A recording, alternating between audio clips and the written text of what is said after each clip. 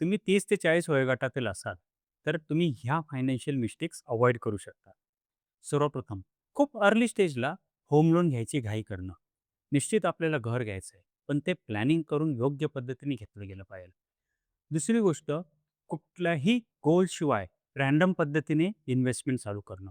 आज आपण सगळेच जण इन्व्हेस्टमेंट करतो, पण एक प्रॉपर वेने गोल डिसाईड करून आज इन्व्हेस्टमेंट करणारे खूप कमी लोक आहेत. तो फायनान्शियल गोल डिफाईन करून आपल्याला इन्व्हेस्टमेंट चालू करायची. तिसरी गोष्ट, की सफिशियंट इन्शुरन्स घेणं. आज खूप जणांना असं वाटतं, की मला इन्शुरन्स आज का घेतला पाहिजे? आज मी फिट अँड फाईन आहे.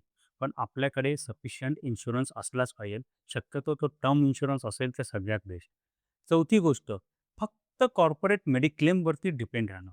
मित्रांनो, की आपल्याला आपली पर्सनल पॉलिसीसुद्धा जेवढ्या लवकर घेणं शक्य होत असेल, तेवढ्या लवकर घेतली गेली पाहिजे. आणि 5वी आणि सगळ्यात महत्त्वाची गोष्ट, की इमर्जन्सी फंड न क्रिएट करणं.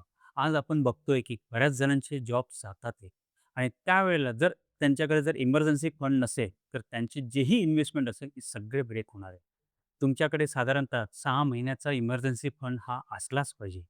सो ह्या जर मिस्टेक्स तुम्ही अव्हॉइड केला, तर लाँग टर्मला तुमची वेल्थ चांगली क्रिएट होऊ शकते. ह्या गोष्टी जर पटल्या असतील, तर डेफिनेटली व्हिडिओला लाईक द्या आणि 30 ते 40 वयोगटातील तुमच्या मित्रांना डेफिनेटली शेअर करा. Thank you.